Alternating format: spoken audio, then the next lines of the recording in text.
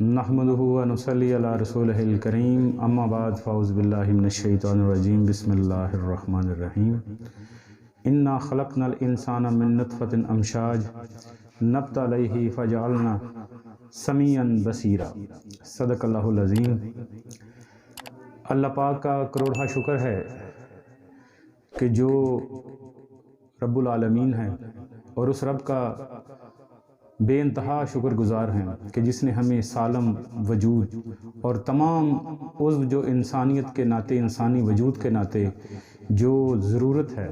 ان سب کو مکمل اور احسن طریقے سے ہمیں عطا کیے، اور شکر ہے کہ ہمیں سننے والا، دیکھنے والا، بولنے والا انسان بنایا۔ اگر ان تمام جو اعضائے ظاہر ہیں وہ سارے مکمل بھی ہوں اور انسان کا جو دماغ ہے وہ مکمل نہ ہو، پاگل ہو، تو پھر بھی پورا وجود ناکارہ ہو جاتا ہے۔ اللہ کا احسان ہے کہ ہمیں عقل اور شعور کی معرفت عطا کی، اور یہ سب سرکار دو عالم کے طفیل ہے کہ جن کی نسبت سے ہمیں زندگی عطا ہوئی، یہ کائنات عطا ہوئی، قرآن عطا ہوا، درود عطا ہوا، نماز عطا ہوئی۔ یہ سارے ارکان ظاہر اور ارکان باطن، جن نعمتوں کو ہم جانتے ہیں اور جن کو نہیں جانتے، سب کا شکر ہے اس پاک پروردگار کا اور سرکار دو عالم کا اور اہل بیت اطہار کا، جن کے صدقے ہمیں درود کی نعمت عطا ہوئی۔ کچھ دنوں سے ہمارا ٹاپک چل رہا ہے کہ تخلیق انسان۔ اس سے پہلے ہم نے تخلیق آدم پہ گفتگو کی، اور آج ہم ابن آدم پہ بات کریں گے۔ یہ قرآن پاک کی سورۃ دہر کی 276 آیت ہے، جس میں اللہ پاک نے فرمایا کہ بے شک ہم نے انسان کو ایک مخلوط نطفے سے پیدا کیا، پھر ہم نے اسے مختلف حالتوں سے پلٹتے اور جانچتے حتیٰ کہ اسے سننے والا، دیکھنے والا بنا دیا۔ یہ اللہ کی قدرت ہے کہ اس نے انسان کو خلق کیا ایک نطفہ امشاج سے، ایک ظاہری جو ہماری عقل اور سمجھ کے مطابق ہے ایک گندا نطفہ۔ اس کی تخلیق سے ہمیں اللہ نے مختلف حالتوں میں اس ظاہری وجود میں ڈالا کہ سب سے پہلے جو ماں باپ حق زوجیت ادا کرتے ہیں، تو اس کے بعد ان کے ملاپ سے وہ جو دو دوہرے نطفے ہیں، قرآن پاک نے اس میں 10 سے 12 مرتبہ اس انسان کی تخلیق کے حوالے سے مختلف آیات مبارکہ میں بات کی ہے، تو اس کو ہم آگے چل کے ساتھ ساتھ قرآن کی آیتوں کا سہارا بھی لیں گے۔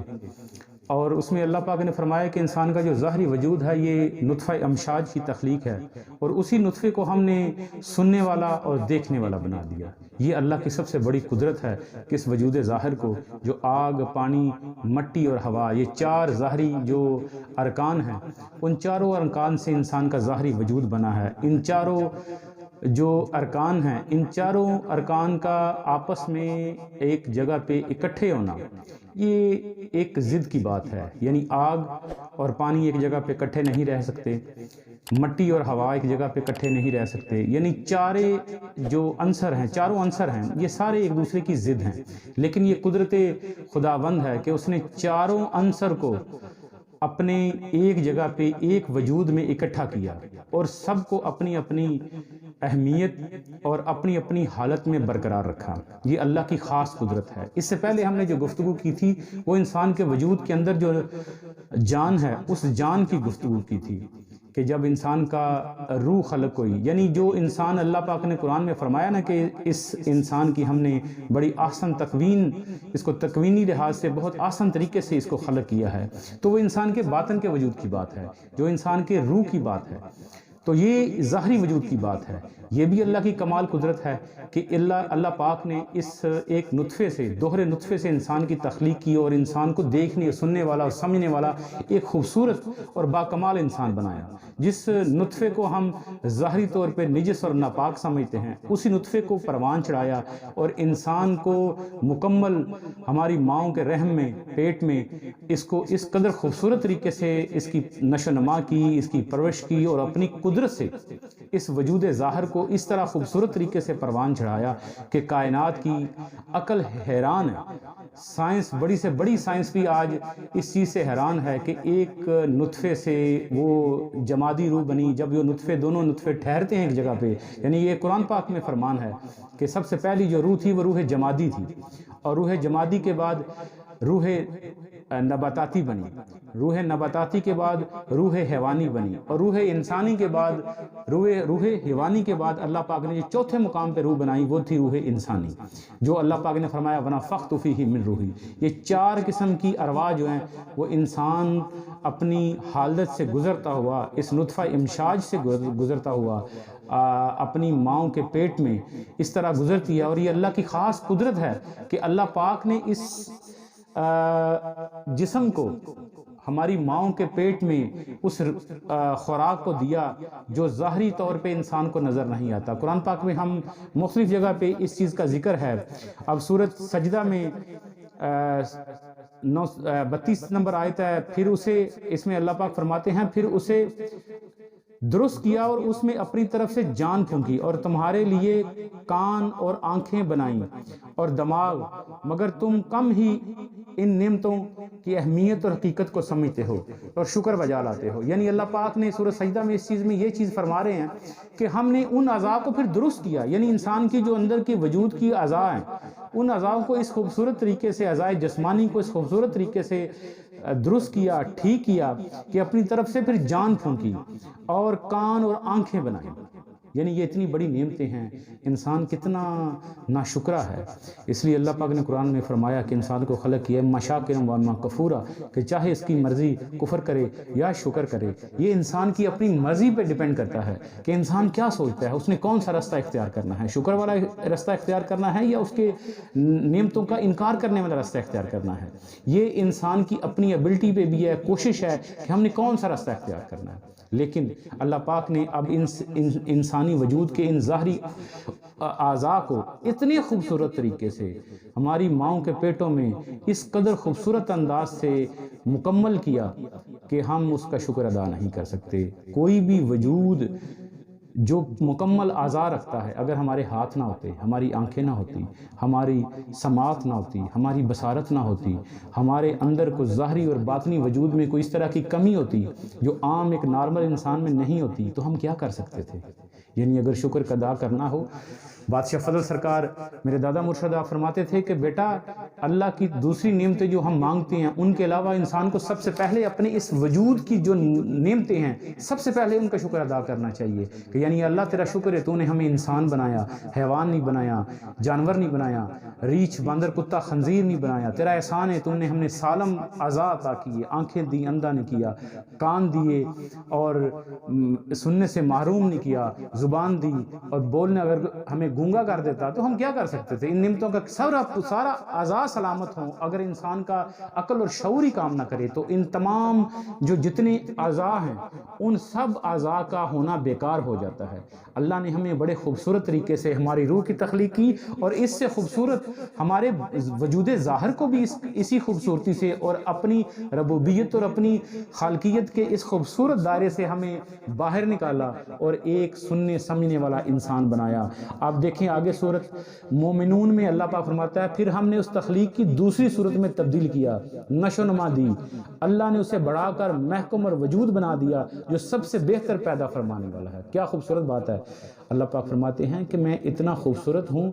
کہ میں نے اس تخلیق کو دوسری صورت میں پیدا کیا، یعنی روح جمادی میں پیدا کیا، انسان کے ظاہری وجود کو بھی پیدا کیا، انسان کے باطن وجود کو بھی پیدا کیا، اور پھر فرمایا اسے بڑھا کر اتنا محکم اور وجود مکمل بنا دیا کہ وہ سب سے بہتر انسان بننے والا بن گیا۔ اور یہ مختلف جگہ پہ اللہ پاک نے ان آیات میں بڑے خوبصورت انداز سے بتایا ہوا ہے۔ پھر ہم نے اس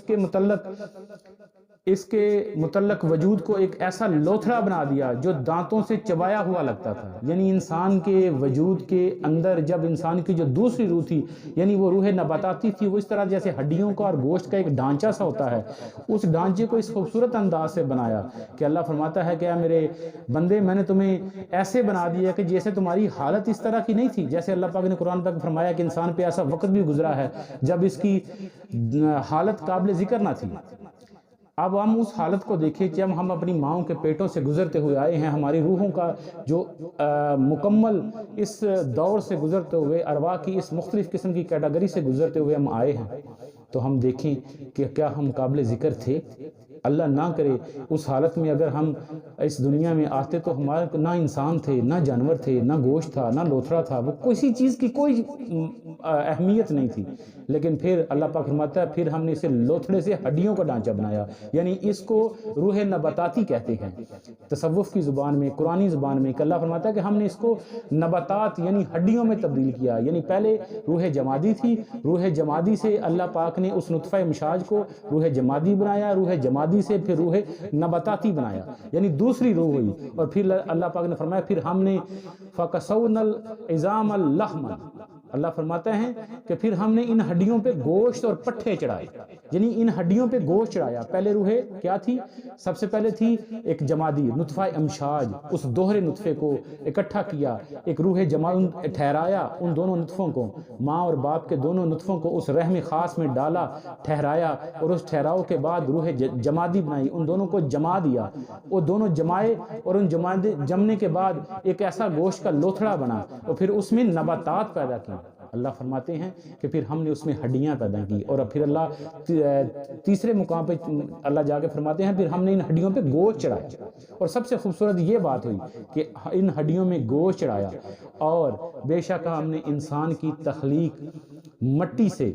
خلاصہ سے فرمائی، وَلَقَدْ خَلَقْنَا الْإِنسَانَ مِنْ صَلَصَاتٍ مِنْ طِينٍ، یعنی ایک کھنکھناتی مٹی سے انسان کو اللہ پاک نے خلق کیا۔ یہ مختلف پروسیس ہیں جو اللہ پاک قرآن پاک میں فرما رہا ہے، اور پھر ہم نے اس نطفہ تولیدی بنا کر ایک مضبوط جگہ پر رحم مادر میں رکھا، یعنی یہ ساری جو روحیں ہیں، ان چاروں روحوں کو اللہ پاک نے اپنی ہماری ماؤں کے شکم میں، ماؤں کے پیٹ میں اس کو رکھا، اور پھر ہم نے اس کو نطفہ کو مادر کے اندر